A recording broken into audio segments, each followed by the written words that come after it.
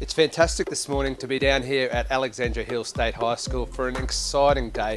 We are opening the Centre of Excellence for Automation and Robotics. This is an over $4 million investment into Alexandra Hills State High School, which means that the students here are getting the education of the present for the future jobs. So it's fantastic to see the facilities.